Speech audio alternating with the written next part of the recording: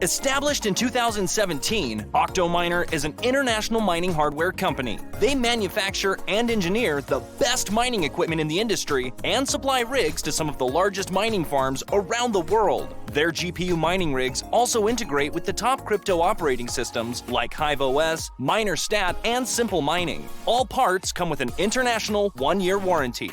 Exciting news! They will be adding ASIC miners for sale to their website soon and launching a new product built specifically for ASIC home miners. Please visit octominer.com or email support@octominer.com for questions. More regulations going on, right? We got to talk about it. We have SEC now, big one, alleges that Gemini, Genesis, and Genesis sold unregistered securities. And let's go ahead and pause this so it's not just playing there. Gemini and Genesis have been engaged in a public spat after Genesis suspended withdrawals last year. The U.S. Securities and Exchange Commission, SEC, alleged crypto exchange Gemini and crypto lender Genesis Global Capital sold unregistered securities in a lawsuit filed late Thursday. The investment regulator took aim at Gemini Earn, the troubled yield-bearing product that hundreds of thousands of U.S. investors entrusted with their crypto. Gemini generated yield on billions of dollars in crypto by loaning deposits to Genesis, which loaned them out again. But Genesis's November closing of lending withdrawals left some 340,000 Gemini Earn customers and about $900 million in crypto limbo, the SEC said.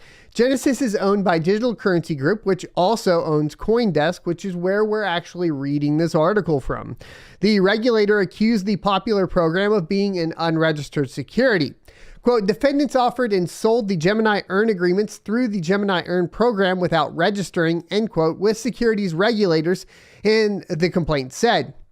As a result, investors lacked material information about the Gemini Earn program that would have been relevant to the investment decisions. The lawsuit is the latest twist in high-stakes CEO battle pitting the Winklevoss twins of Gemini against Barry Silbert, head of the DCG. The Winklevoss twins, shaken by the fall of their popular yield product, have accused Silbert of fraud in his company's management of Genesis. Silbert calls the brothers' accusations a publicity stunt. The lawsuit is a manufactured parking ticket, said Gemini co-founder Tyler Winklevoss, responding in a Twitter thread. He noted that his company had been in discussions with the SEC over the Earn product for nearly 17 months, and the agency never raised the prospect of any enforcement action until after Genesis paused withdrawals on November 16th. Well, obviously, if you're going to have withdrawals paused, right, it's going to bring into question all of these Earn programs. And saying that you have been talking to the SEC when we know for a fact that SBF, basically the cause to all of the troubles within crypto recently, was also discussing regulations with the SEC means jack all.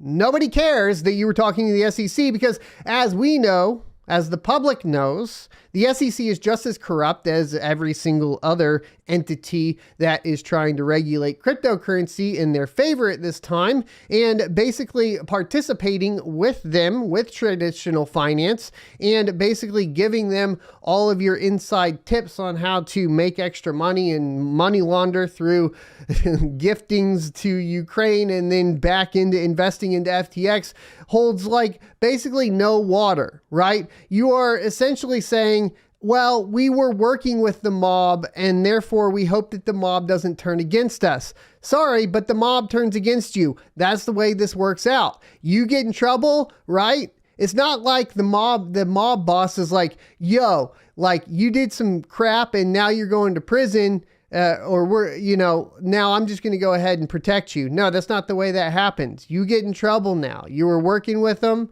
but guess what? You were the one that is caught red-handed, so you're the one that gets in trouble. That's the way this works out.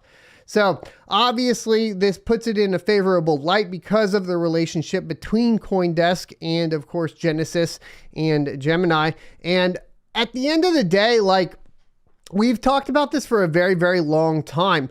The only thing that a centralized exchange should be doing is enabling users to basically convert from, right, essentially, in any custodian really, right? Like a custodian like this, it might be a little bit different, but you're basically, you're not self-custodying in Gemini or Genesis for the most part, right?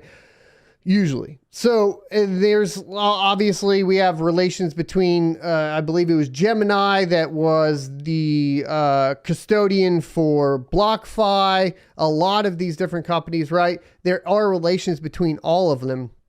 And we can't have a position where the funds aren't there purely for the purpose of exchange. The only thing that an exchange should be profiting off of is fees for the transaction to convert from the new future of digital currency into the past, of course, system of fiat currency. That is pretty much, that's what you get paid for as an exchange. As a custodian, you can get paid for fees for doing that. As soon as you start manipulating the money and the cryptocurrency along with the fiat system and playing these number games with urns and stuff, I mean, it doesn't look good, right? And I think, like, as far as like my perspective has always been to be very cautious around these. I had a little bit in BlockFi when I was testing out the platform, when I was interviewing them for potential sponsorship. Ended up obviously not going with it, but we did talk about them a little bit.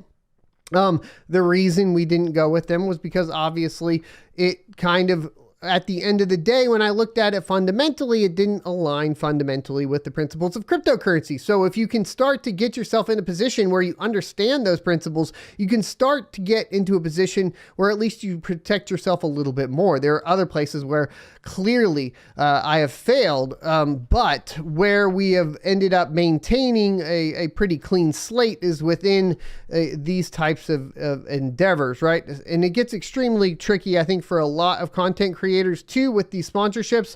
So I wouldn't throw any shade at any particular cryptocurrency channel or anything or influencer that did take sponsorships. The ability for a lot of people, especially in a bull run, to see past the $ in fiat value is high, right? And what that means is, like, obviously, like, when greed starts to take control over that, you can be in a position where you are blinded to the potential risks of any given project, right? And that falls in line with pretty much anything in life, right? Anytime you start to get blinded by that potential revenue or that potential big gain, you can end up in a position where you compromise your morals, principles, and values and ethics and so on. And this, you can see this across the industry as a whole, right? So there are potentials where people, there is potential, right, where you extend the olive branch and say, okay, I get it. You didn't see that happening. It wasn't intentional or so on. And I think intention is really what should play a part in here. But you know, it's hard to believe people as well. So I get that perspective, and a lot of people are hurting. My goal, obviously, with the channel is to be as careful surrounding that as possible for you guys, but we all make mistakes, right? Thanks for checking out this clip from the Crypto Mining Show. You can check out the full episode here or more crypto content down here. Also, I'd like you to check out my locals page at sonofatech.locals.com, where you can become a member for free or choose to be a $5 a month supporter that unlocks additional content.